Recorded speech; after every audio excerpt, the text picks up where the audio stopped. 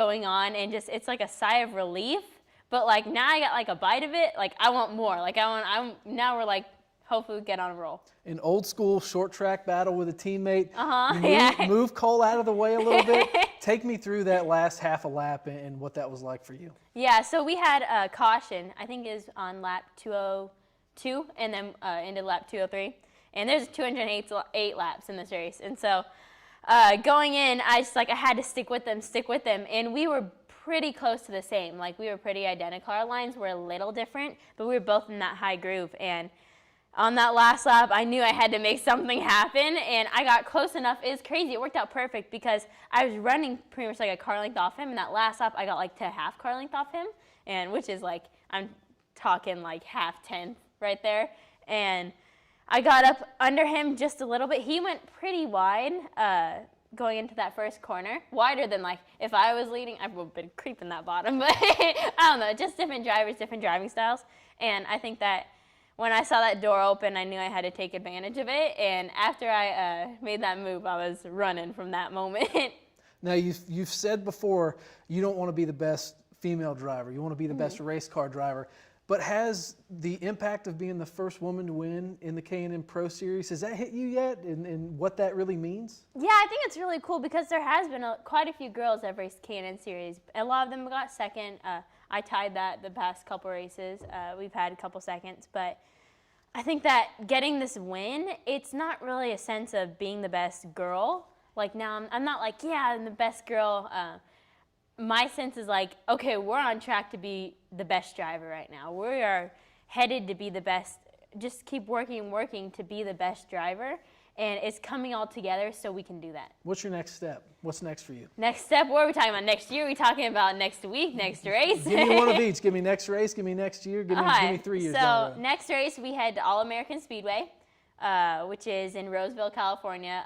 Bill McAnally, my team owner, actually runs that track, so it's pretty cool. So we get to go to that kind of home team track. It should be a fun race. I haven't really been there, raced there before. I've tested there. My first K&N test is actually there, so that's pretty cool. But we head there. Next year, we're still working on next year's plan. But Toyota's done a great job of making this development program to kind of figure out what we're doing pretty quick into the year. So we're still working on our plan for the next year, though. So we're going to be getting that hopefully figured out here pretty quick so we can get back on track. I would imagine if you keep winning, that would take care of itself. Yeah, I think it does. Winning fixes everything. Yeah. All right, so a couple questions, fan questions from Twitter and YouTube. We're live on both of those platforms right now. Nikki wants to know, did you watch the end of the Roval race yesterday? And if you were in Jimmy Johnson's situation, what would Hailie Deegan have done differently? Okay, so I was on the plane. This one plane, I don't think any other planes had this, but United Flight, they had live TV. It was hands down the best thing ever because I got to the part after Brad Keselowski KO'd the wall. That's the part where I was watching from. And so I saw kind of all of that on. And, oh man, that ending, I think Jimmy Johnson, just looking at it, Martin Truex obviously was faster, had the better car. His car was working better. But Jimmy Johnson had to make a move, but he wasn't in the right place to do it, I think. If you guys look back in the race, like Daniel Hemrick made a move on one of the other guys, and he just crossed him over. If we're talking in the sense that Jimmy Johnson was intending to take out Truex for the win, then I would say pull a move like Daniel Hemrick. But if he was trying to move him, I don't move him just to like kind of get second. I don't think that was going to happen in that corner because that corner is such a tight chicane. There's not really like, you can't really high-low people a ton there because it's just so tight. But I think if he was going to make a move, I say he needs some tips from Daniel Hemrick right there. All right, Julie wants to know, if you could race for any Cup team, what would the team be? What would your number be? Ooh, I think definitely Joe Gibbs, obviously, because I think they have the best equipment, hands down. And number, I mean, it'd be cool if I could stick with the 19, but I want that 18 car. You want the sponsor to go with it? You want the M&Ms and everything? M&Ms, I mean, that'd be a pretty cool sponsor. I mean, like, I don't know. M&Ms would be a pretty sweet sponsor, I feel like. All right, so Ultralight 101 says that she's so impressed with your driving, curious about your dream car on the street. Dream car, oh my gosh. Like, I love my truck. Like, I don't know, I've always, like, ever since I was little, I was like, I'm going to get a truck. Like, I was that little girl with, like, wanted a truck. So I have my Tacoma right now.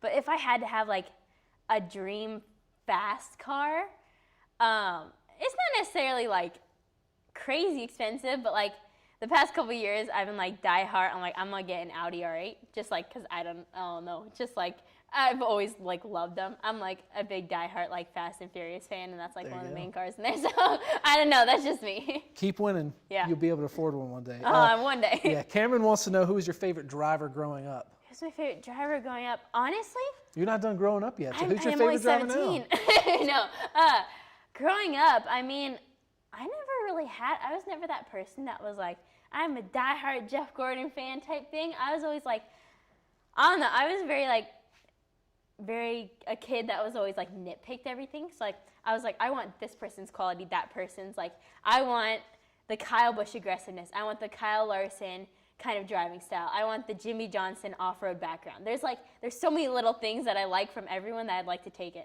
So is that kind of what you try to model yourself after now? Kind of those three guys kind of put into one? Yeah. If we could have like a model driver right there, it'd pretty much be like that. All right, another question is, Melissa wants to know, what is the first thing that came to your mind when you crossed the start-finish line the other night? Oh, no, that finish line, I was like, I said on the radio, it's pretty funny because like I'm a total rookie at this. This is all new for me. Like this is my first year in K&N, first win. I said on the radio, I was like, guys, how do I do donuts? And I cranked that front brake in it. But that was my initial thought. So you told me you had to, so dirt's your background. So you told me you had to take to the dirt to get some donuts because the front stretch is so narrow. The front stretch, people don't understand this. Idaho track was tiny. Like going too wide on it, it was hard. Like it was a small track. So like doing donuts, that was even harder on the front stretch. And Nate wants to know, after the bump and run, how was Cole afterwards? Obviously teammates. A little bit sour, I have to imagine, that the win was, in his hands, but all good now? I mean, I think he was a little mad after. I would be mad too. Yeah. I mean, like all racers would be mad. A lot of people were mad that race, and there's only one winner though. Like you figure anything besides winning's kind of like you feel like kind of bummed. Even like myself, like when I got second, I was always like, even though like it'd be like my best finish, I would see that person like in victory lane doing donuts, like that's like the person you want to be or the place you want to be in. And I think that he definitely was mad for sure, but I think we talked it out. We got past it. I think we're friends now, maybe. I don't know. We'll see next race. All right, well, that's going to do it for our time with Hailie Deegan. She's definitely not racing for second place. She's going after those trophies every weekend. We appreciate you guys watching. Hailie, we appreciate you joining us. Yeah, thanks for having me.